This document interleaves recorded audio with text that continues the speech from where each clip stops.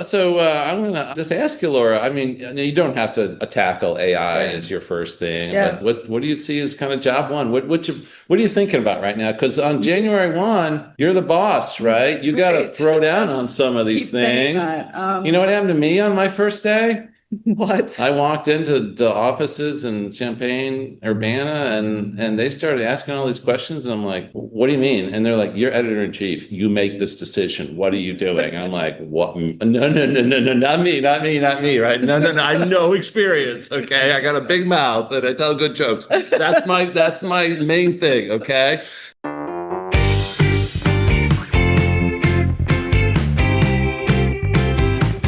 Hello, everybody. This is the Dairy Digressions podcast. I am Dr. Matt Lucy, and I will be your host.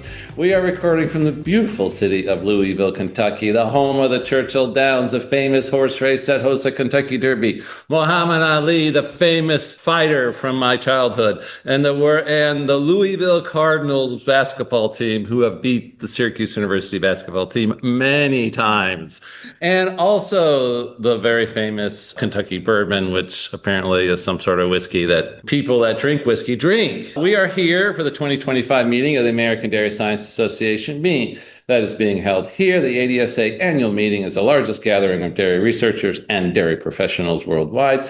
If you miss this meeting, don't miss our next meeting, which will be held in Milwaukee, Wisconsin. And remember, ADSA membership supports all of our ADSA initiatives in the dairy sciences, including the ADSA Discover Conference, and gets you huge discounts on publication fees and member registration. So become a member of ADSA today or before today, yesterday. Today, we have with us Dr. Paul Kononoff from the University of Nebraska, Lincoln, and Dr. Laura Hernandez from the University of Wisconsin. We welcome to the podcast. They are the outgoing, that's Paul, and incoming, that's Laura, editors in chief for the Journal of Dairy Science. Welcome, Paul and Laura. Thanks, Matt. That's good. And Paul, are you happy to be here? I'm glad I'm finally on Dairy Digressions. 2 years in the making. Yeah, we've been doing this for a while. Yeah, we've been, we've been doing this for a while. Hey, before we even get started, huge shout out to Scott Sorrell, Director of Marketing for Balchem, who was kind enough to have several of us, including Paul and Norm St. Pierre, on the Balchem Real Science Exchange podcast, recorded at their Bourbon and Brainiacs event at the Fraser Bourbon Museum. Balchem is a huge supporter of ADSA, and the Balchem podcast is an excellent source of dairy knowledge. I will warn you that when Paul, Norm, and I get together, it can get a little crazy. So buckle up and check it out. But now we have to do the business of our podcast, right, Paul? You're gay, all right. So Paul Kononoff is professor and dairy nutrition extension specialist in animal science at the University of Nebraska, Lincoln. He has a BS and MS from the University of Saskatchewan. For you non-Canadians, that's the province between, I don't know, British Columbia and Ontario. And there's another one in there somewhere. I don't know which one. There's another one in there somewhere, I think. Alberta. Okay. So check your maps. Okay. And he went to Penn State University for his PhD. His research focuses on solving problems related to the feeding of lactating dairy cows. Got a lot of interest, including, energy metabolism, forage quality, effective fiber, feeds, feed byproducts, all sorts of stuff. And our other person of interest today is Laura Hernandez, professor of lactation physiology, affiliate professor of obstetrics and gynecology, vice chair of research and teaching. I don't know what that is. Is that for the department, the college, the universe? What is that? Vice chair of research for the department. For the department. Okay. So if you I think that's the title. Yeah. Okay. So bachelor's of science from New Mexico State University, master's of science from New Mexico State University, PhD from the University of Arizona, postdoctoral fellow at the University of Cincinnati. The overall goal of her laboratory is to understand how autocrine paracrine factors in the mammary gland regulate mammary gland development, as well as milk synthesis and secretion. So fantastic to have you two here. I've been talking for way too long. Laura, since you're the incoming person, we're going to let Paul go out.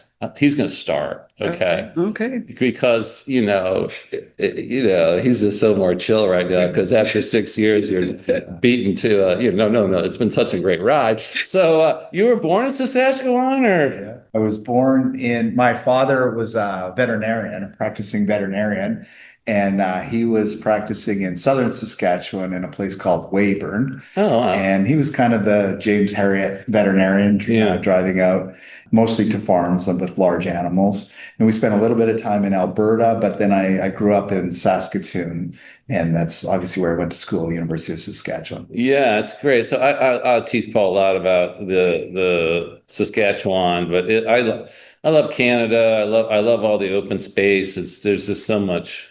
I was gonna save it to the end, Matt. Have it here. Okay. We'll save that to the end. Oh, okay. You want to save it to the end? What's that? Your gift?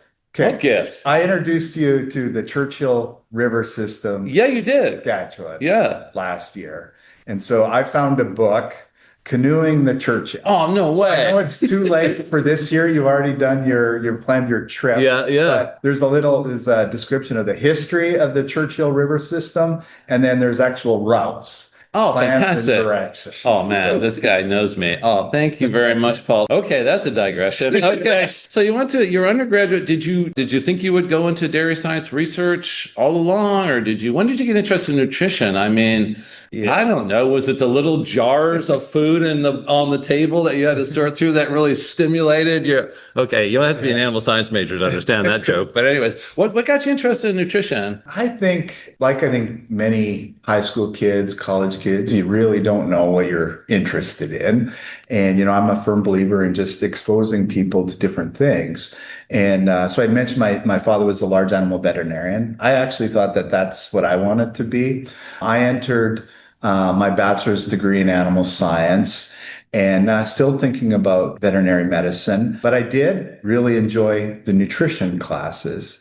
And I also remember one day my father telling me, after probably one of the long days that he spent on the open prairie, pulling out a calf in 40 below weather, suggesting I may want to consider a job where I use more of my head and less of my body. Mm-hmm. And I know that there's research scientists that are veterinarians, but that's when I started thinking about science. I always liked science.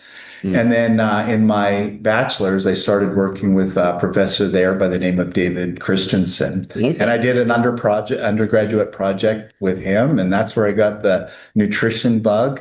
He taught me about the just nutrition, computer modeling, ration balancing, and then that was just the spark that lit the fire. And it's interesting, right? So that was an undergraduate project. Yes. And that's kind of a theme we hear a lot about here on this podcast is how important that undergraduate research experience can be. And then you ended up completing your master's degree. And then I was going to say you broke your mother's heart when you moved to Pennsylvania, but she was more than happy to get you out of Canada. Why did you go to Pennsylvania? You heard they had good potato chips there?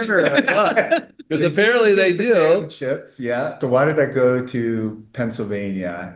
It was fairly easy connection. So I was doing my master's on, I think you guys have seen the Penn State particle separator. I love that thing. So I hate that. That measures particle size of forages. That's actually what I did my master's on. Judd Heinrichs had developed that a couple years prior. I reached out to him and I asked him if he was looking for a graduate student. And I think that was a time when the economy was really strong. So late 90s, .com, the economy was strong. He was desperate for graduate students.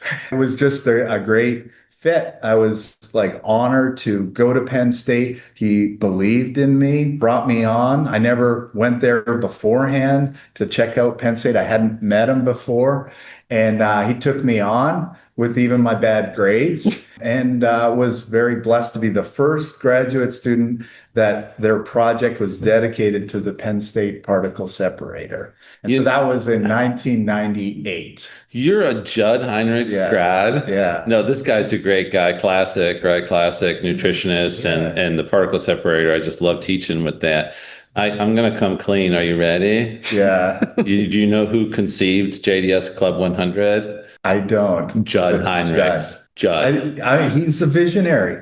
State particle separation. Yeah. He's got a number of devices, some programs to measure heifer growth, and the Club 100 was his. Yeah. So we were in China, and we were doing a thing in China, and I saw him, and we were just about the journal and stuff, and he said, I'm pretty excited. I'm going to get 100 papers in JDS this year, and I said, 100 papers. And he's like, well, that's something I'm really proud of.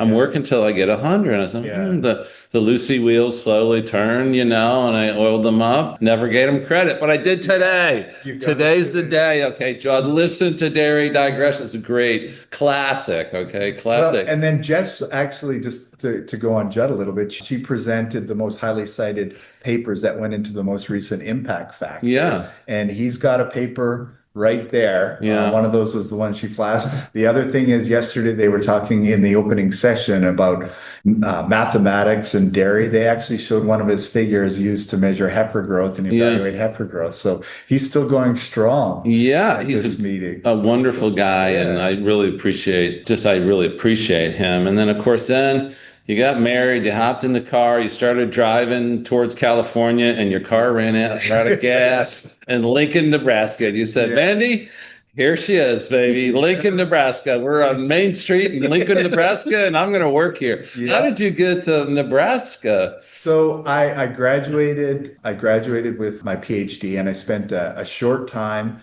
working for a local company called Renaissance Nutrition in Pennsylvania in tech service. And that was just a wonderful experience. I had the opportunity to travel not only around the Northeast, but even to the Midwest, working on farms. And because I hadn't come from a dairy or even worked on a dairy other than a research dairy, it was just an awesome experience to see dairy nutrition and to work with the talented nutritionists that work for that company. And so I worked there for a short time, and then spent a short time with Chuck Schwab at the University of Hampshire as a project director for a project that he had going on at the time. Again, just a wonderful experience working with an amazing scientist, wonderful human being. And so, Mandy and I we actually lived in York, Maine, which is why I have the affinity for Maine, as you know. Yes. But worked at the University of New Hampshire. My wife, Mandy, was at a small school, University of New England, teaching psychology. And then you're right, the job at Nebraska came up. And I think just like so many opportunities in life, you just have to say, what does this look like? And can I do it? And coming from the Northern Plains, like Saskatchewan is, it was actually a fairly easy move for me to come to Nebraska. Yeah. My wife as well. I would say it was a pretty easy move, but coming from the mountains of Pennsylvania, it was a difference for her, a good difference. I think she likes the blue skies or the gray skies and rain that you see in Pennsylvania during some of the months. And the potato chips are amazing in Pennsylvania. Yeah, we had to leave those. The steaks are better in Nebraska, and the opportunity was there. Yeah, so that's not a lot of thought, Matt. It was the opportunity, a wonderful university, like talking to people, they just told me and shared with me the opportunities, how much they thought I could fit in there. Yeah. And then, the rest is history. Yeah, it's amazing. And so, I ended up at the University of Missouri. You never think you'll end up at certain places, but you do. And then you find that, these college towns can be great places to live, great places to raise families. There's only one traffic light in UNL. So, hey, if you miss it, it's only a 1 minute delay in your drive to work, And so no, you have more than one traffic light, because Lincoln is like 300,000 people. No way. Yeah. State capital. State capital too. The richest man in the world lives down the road. Here we go. Travel blog. All right. Travel blog. Okay. Biggest ball of twine. No, that's in Wisconsin, I think. The biggest ball of twine. Wadded cows. I don't know. So I asked Laura, New Mexico State University, where it's a great dairy heritage in New Mexico, of course. Some of the high production state, not a lot of herds, but a lot of really nice dairies. Was that your interest? Did you, growing up, were you around dairy cows or something? Nope. No. I'm from El Paso, Texas. You're from Texas. Okay, so much for New Mexico. El Paso. I don't even know where that is. It's like 45 miles from Las Cruces and 50 miles north of Juarez. Oh God. Okay. Well, name a city I can understand. What about New York? How about Dallas? Sorry, that's far away. That's far away. So you went to New Mexico State. Okay. What were you trying to get away from? The law? Maybe. My dad was a lawyer.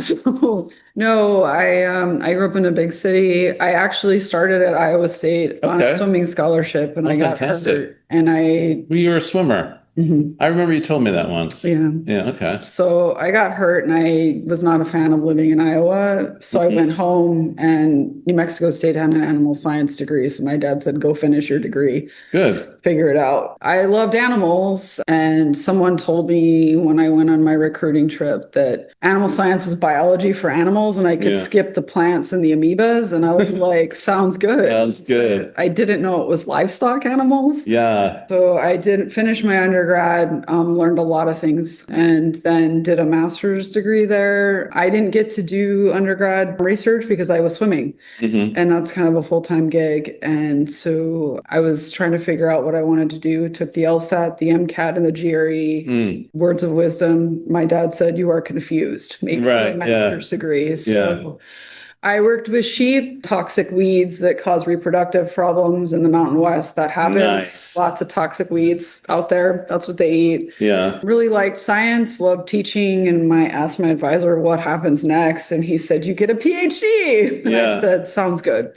So I went to the University of Arizona. I was in a rotating program and rotated with Bob Collier, and the rest is history. I'm a mammary gland biologist now. Bob was like, you need to learn to milk a cow, but you can figure it out. You're good in the lab. You're good with cells. And so I started working with him. I learned a lot just about whole animal physiology and endocrinology and cell culture and molecular biology. And he had a heat stress project and he had a serotonin project, and he said, you're on the serotonin project. Here's a paper from Cell. Go forth and figure it out.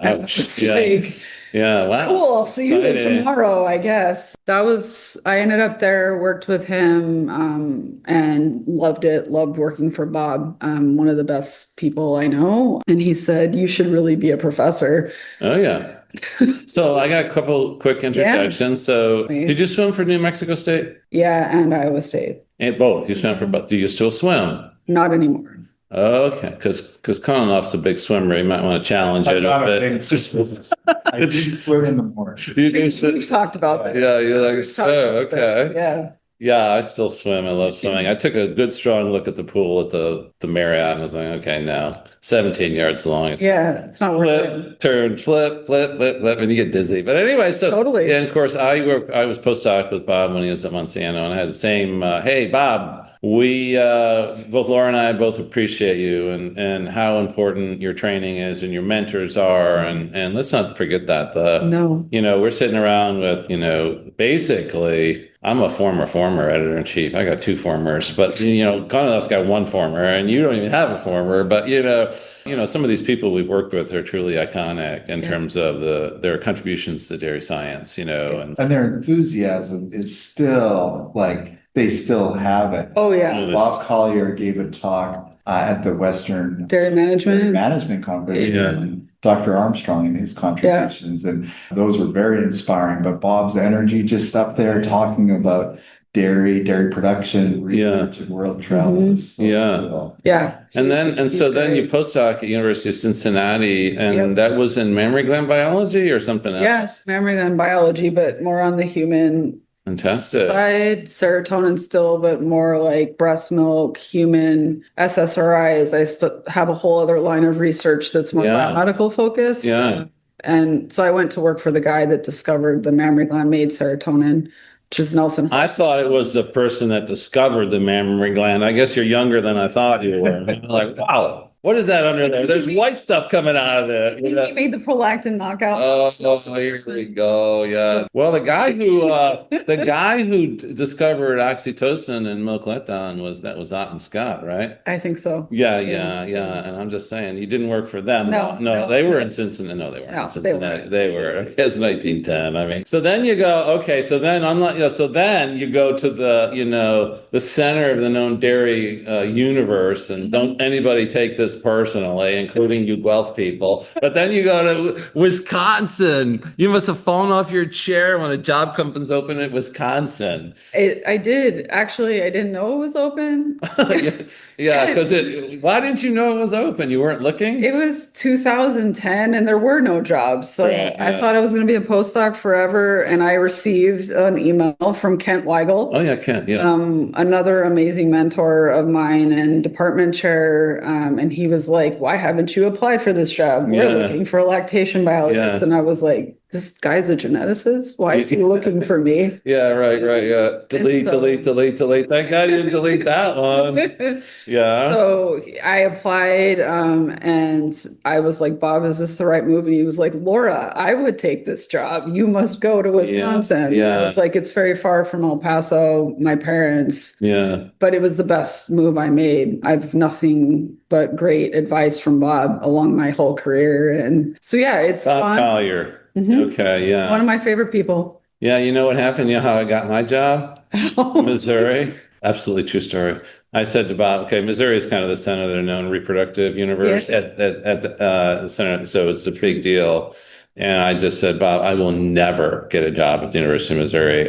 There's just no way. And he says, oh, there's a way. You're going to apply. Literally. He was like, oh, no, you're applying. And I'm like, Bob, they're not going to hire me.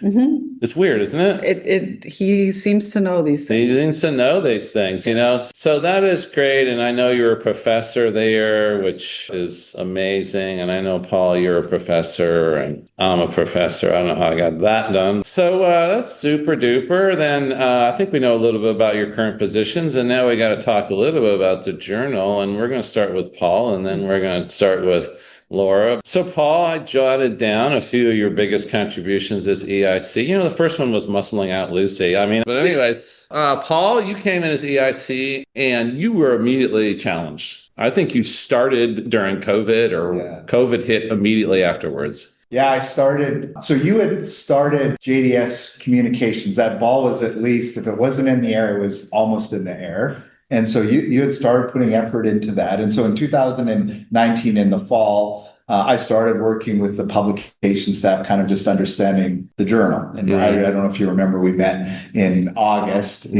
Champaign to talk about the journal. I wasn't editor-in-chief yet, but I was incoming. And then fortunately, we had a strategic planning meeting February of 2020, when I was officially editor-in-chief. And that's when, right after that, within, I think it was weeks, if not days, COVID hit. Man. Fortunately, I was really naive. And I remember thinking, oh boy, submissions are going to drop. Don't ask me why. This is my inclination and my instinct that submissions are going to drop. Well, that couldn't have been further from the truth. I can't remember the statistics, but I think submissions increased at least by 25%. And then, of course, people are smattered everywhere. Submissions that kept coming. We actually, we relied pre-COVID a lot on in-person meetings. We started Zooming for communications with our editors, with the staff. I still remember, Matt, early in those COVID years, you asking me how I set up the Zoom meet. I remember that. Really? Yeah, that would be me. Yeah, that would be me. So understanding how we walked through that. That was a big challenge. It was a big workload for our tech editors, obviously for our section editors and senior editors, and then reviewers as well. So you navigate through COVID and you say, okay, got through that global pandemic. Now, hey, everybody, let's move to open access. That'd be cool. That can't be too hard. And then you dive into that I don't know. I could use a word, but I won't. It's a storm of a kind of a storm. How did you ever sell anybody on that? Because that was a hard sell. You must have really believed in it. So the open access, as I'm sure Laura is experiencing now, was something that you just start to get chatter on from people that care about the journals. We think you should do this. This is why. And so I started hearing that a lot. And so from some really influential people that I thought really highly of. So we started thinking about it, discussing it, and a totally different business model in an area that I really felt ill-equipped to even understand the finances of running a journal. Right. But as we continued to discuss it and looked at the finances, we could quickly realize this is a no-go.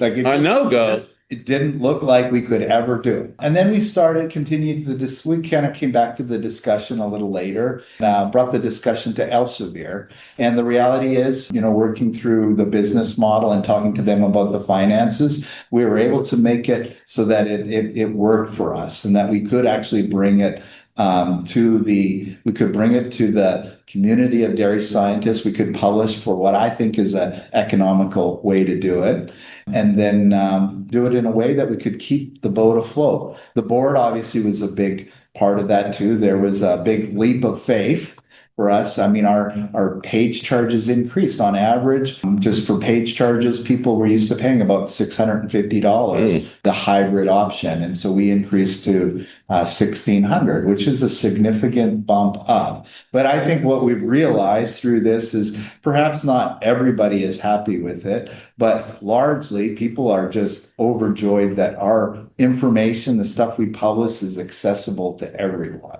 And I'm going to say something about that and how fortunate it is that our journal has already moved to open access, because in these future funding models dictated by the government, it's likely that you're going to have to publish open access. And so we're already there. And that was quite a relief. And then the other thing I will say is that $1,600 price point for the Journal of Dairy Science, and also JDSC is $750-ish.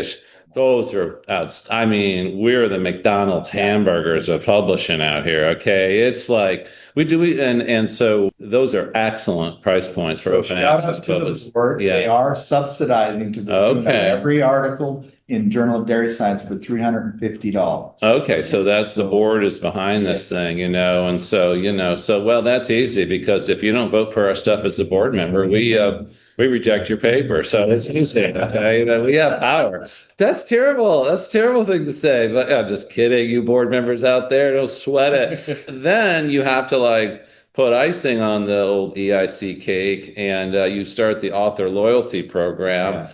So that was a huge lift to bring back to author. Give us the abstract of what an author gets with that. So I'll just quickly, I'm going to take a step back. The loyalty program, it seemed like there was a little bit of reviewer fatigue, and then in some ways a post-COVID hangover for submissions. And I thought we need a way to spur this community forward. And the loyalty program Matt also in my ear on that, as well as other people. And I thought this seems like a perfect program that our community needs to move things forward. And so in order to do that, the corresponding authors receive points, and then reviewers receive points. Mm-hmm. And then once they've accrued, I think it's 400 points for a free page charge, APCs in Journal of Dairy Science. And then they can also redeem partial points for partial payments.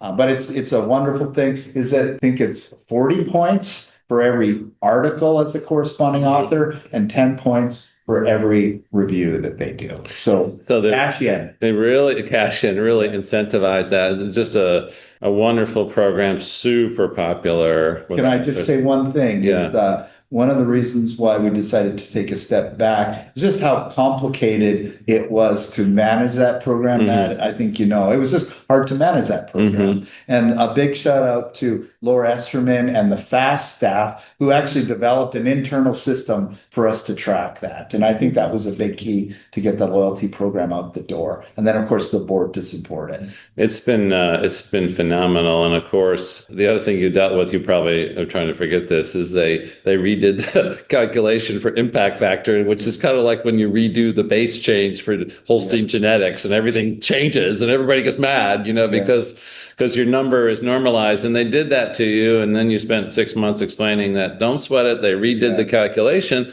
but then you come back strong, JDS, with an impact factor of 4.4. It's a good time to get out, buddy, because it ain't going to go any better than that. All right, Last Wednesday was a wonderful day. I remember I woke up. That was the first thing I didn't even make coffee that day. I ran right to my computer. I saw the impact factor of 4.4. Yeah. I had coffee, had some breakfast, and I went swimming, and then the skies were blue that day. And both journals done really well. We finally got the impact factor for JDS Communications that came in at 2.2, which is a solid start. So we're having a great meeting, and we have a lot of good things to say. And of course, lest we forget, there's two of the major activities of the American Dairy Science Association: the annual meeting, which is always rocking, and also the journals, which are doing very well as well, and so it's just been a great week for everybody here. And I want to switch it over to Laura. Now, Laura's got the tough questions. I mean, why not, right? Of course, we have our journal is called the Society Journal, which means our society owns the journals, both journals essentially, but there's other models. There's always a issue with paper mills that produce basically fabricate and sell scientific papers to individuals, and they submit those papers, and they use those submissions to sort of increase their CV or increase their research regulation. And I'm not even going to ask you about that, Laura. I'm going to ask you about the even harder thing is this whole notion of generative artificial intelligence as it relates to paper writing and peer review. But let's have you must, as incoming EIC, been thinking about some of these massive issues. Absolutely. I mean, I think just as a scientist, we sort of are in general, but definitely in my own writing, what's okay, what's not okay, what should we do? And I was having a conversation with Paul earlier, and I said, it's kind of like with your children. If you tell them no, no, no, and everything is always no, they're going to do it anyway, and you're not going to know what they did. Mm-hmm. So I think we're going to have to be mindful of it and develop some boundaries around the writing and how it's used. I mean, we make these really beautiful graphical abstracts in BioRender, and part of what you have to do is acknowledge that you use BioRender and put that into the image, right? And I think there's some things we can do with that on whether it's the writing or the modeling or, whatever it is you're using it for, depending on your discipline, but to set some parameters so there's disclosure. One of the things I found interesting, and I thought this was one I hadn't totally thought about yet as a reviewer, but the comments on the reviewing, using AI to review them. And that what I found most important was that you'd be putting someone's data that is confidential at that point into the AI, which then goes into some, another region of wherever and becomes open.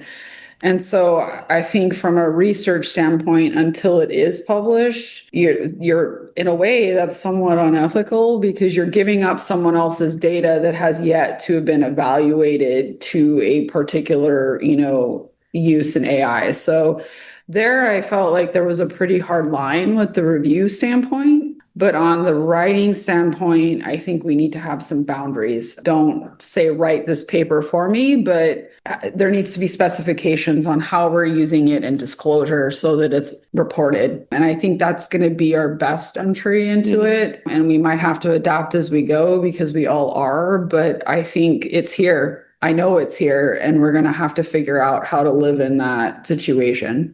Yeah, and so it's really a challenge. And I think you brought up a good thing about the peer review, the notion that people are taking our papers, which we're assuming to be confidential, dumping them into some place, and then that something writes us a peer review, and that's ouchy enough. But then that's really a violation of confidentiality, which is really true. And I think I think everyone is sort of struggling over what to do about this artificial intelligence thing, but I just want to know one thing. Yeah. You ready? As the new EIC, right? What are you going to do about this issue we have with the fact that our AI is also artificial insemination? I mean, where are you going with that, Laura? Because that is going to define your thing, the navigate. You're going to have to figure that one out because we talked about that. And I was a hard no on that. You leave the AI alone. Okay? I know. I was a hard no. Like, DMI, would I mess as a repro guy? Would I mess with DMI? No way. And so I'm just putting in my hard no on that. You AI people, you artificial intelligence people, you get your own thing. Yeah. So then, take that up with someone in that artificial Sam Altman, one of those folks. Yeah. And so this gentleman, Kevin, talked also about sort of challenges for research funding as we move forward. And how's your pulse rate on that, Laura? Because you're probably funded both by NIH. And USDA, all the above. From what I can tell right now, certainly NIH and NSF are going to be in for long-term pain, is what it appears to continue to be.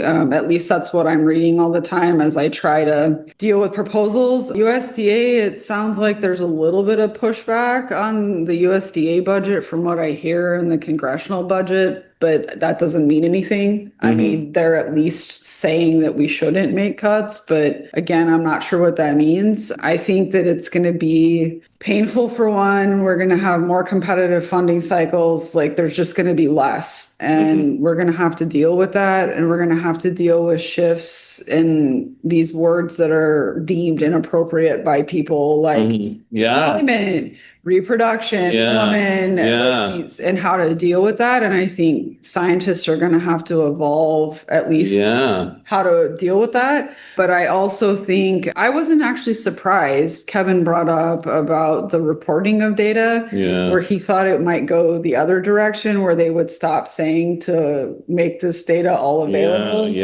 But based on what I was watching, they want all our data. That's the point. They want all our data. They want all our data. I'm gonna just ask you, Laura. I mean, you don't have to tackle AI as your first thing. But what do you see as kind of job one? What are you thinking about right now? Because on January 1, you're the boss, right? You got to throw down on some of these things. You know what happened to me on my first day? What? I walked into the offices in Champaign, Urbana, and they started asking all these questions. And I'm like, what do you mean? And they're like, you're editor-in-chief. You make this decision. What are you doing? And I'm like, what? No, not me, right? No. I have no experience, okay? I got a big mouth and I tell good jokes. That's my main thing, okay? So, but you don't have to answer anything. No. But what some things you're thinking about a little bit, coming in a little bit? So first off, I did make a list of questions to ask the editors and the staff about where they were thinking that were gaps, and there were some specific topics. I do see some potential just over my time as a section editor and having been on the board where we could really capitalize on growing the food section and doing more interaction with production in foods, and kind of hitting some hot areas of research that I think are becoming important to the general public. And I think that there's some space as we all have to shift. And with the mindset, we want more people in ADSA. We want more people to be publishing in the space, doing science in this space. And, whether they're social, when welfare really became hot topic, human food. And I think there's a lot of space there to capture. And so I'd like to do that and work on developing some cross-pollination between the two sections and help kind of that foods growth take off. And the other thing I'd like to do is to work to partner better between JDS and JDSC, where we can align in some spaces that will help both journals continue to grow with citations and really show how our authorship extends across both journals and across foods and production, because really it's all about the mammary gland. Yeah, yeah. It's all about the name. Yeah, Paul's where the love comes from. Yeah, yeah. I know, Laura, you're an ex-swimmer, and there's one thing that you got to know about swimmers, Paul. They are hardcore, okay? They swim lap after lap after lap, and they like it, okay? And so... And I was a distance swimmer. Oh, that's harder core, okay? And I got news for you. Like, they go after stuff, and they are hardcore. So you're gonna, I know you hockey players, one check, and then you go to the bench. But she's swimming 1500s, okay? And I'm just teasing you about hockey, okay? Don't any all you hockey, don't all you people get mad. Hockey. Oh, there, well, it's okay. These are core. So we gotta. I know you guys. We're on a tight schedule because they're meeting, and we're gonna have to wrap up pretty soon here. But Paul and I are good friends. I'm sorry to comment about the checking in hockey. I mean, I apologize. Okay, but swimmers are hardcore, and distance swimmers are the worst. Okay, but I'm not sure what you mean by that. You're right. It's the hardest of course. The sprinters. Don't you love the sprinters in 1050s and get out, guys? You're tired. Okay, it's unbelievable. Like that. Yeah, something like that. But anyways, Paul, any advice for our incoming EIC? Just something to say to her. First, we are so lucky to have you agree to do this and lead the journal. We really are. And so we're really excited to see where you're going to take the journal. I think, what I really enjoyed about the journal is that it was an opportunity to read, study, and learn. You already know you do that extremely well. One of the best people here that can read, study, and learn. It's the same thing. It's a little different, and that's the cool part, is that you get to learn the other side of scientific publishing. And Matt, very few people get the opportunity to do this. You're going to learn a side that very few people get to do. So I think in terms of advice is, as you do that, learn and study, is to also listen. And our community is just wonderful. They care a lot about our journals.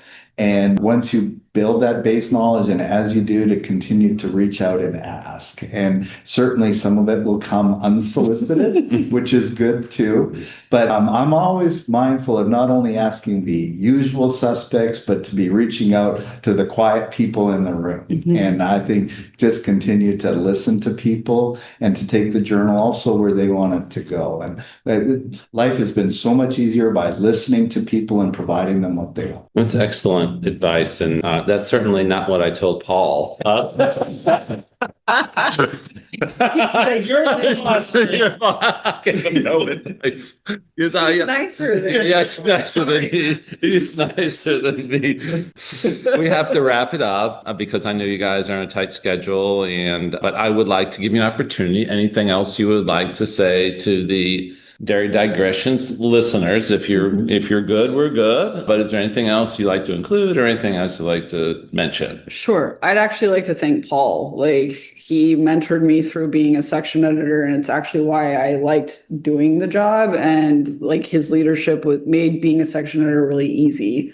And so when I asked him if I could even do this job, I was thankful for that input too before I even applied. So that helped me even decide whether it was worth my investment, I guess, in applying, because I'd been thinking about it, but really his leadership made it easy for us. That's really well said. And I will echo that about Paul, and Paul, you've really, I don't know how to describe it, but you've really brought a lot of class to the position and a lot of knowledge and a lot of dedication. And, kudos to you. You've really kind of changed the image of the EIC for the better as a knowledgeable person. And so it's been a heck of a ride. I can't believe 6 years are over yet.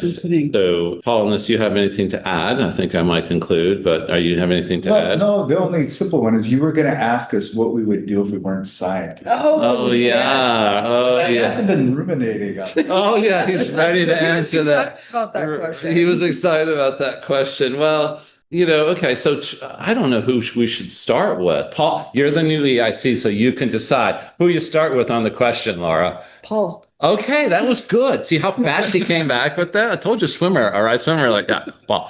All right. So you gave us a primer on some of the questions you'd asked. Yeah. And I have to say, when I saw the list, it was not easy because I can't imagine anything other than being a scientist. But as I started thinking about it the last week, I realized I think I would really like a job of being a foreign journalist. Ooh. Traveling, writing, kind of being in your own little world in a coffee shop, getting the vibe of that country. So I'd like to be a foreign journalist if I was an editor-in-chief.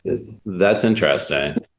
That's interesting. That's doing next. That's doing next. That's actually what I'm going to use my time. Yeah. He's got the beard. Okay, he's got the beard. Now he needs a hipster, whatever they wear. I don't know. And Laura, have you thought anything about wow. I have. Oh, wow. I would have been a social worker. Oh, yeah, I believe that. Yeah. I love mentoring. That's why I'm a scientist. Yeah, I believe that. That's why I'm in academia. Yeah, I believe that. Yeah, that would be awesome. I guess my bartending thing wasn't the gig of the future, but anyway, you never know. Well, that's been awesome, and I appreciate you guys coming on board. I know you're both extremely busy and with all the hats you have to wear, particularly at a national meeting. So thank you very much. All right, everybody, that brings us to the end of this episode of Dairy Digressions. Don't forget, if you enjoyed Dairy Digressions, please like and subscribe. And if you have feedback or suggestions for speakers, please tell us at ADSA@adsa.org. This has been Matt Lucy, your host. Until next time, enjoy your science. Thank you, everybody.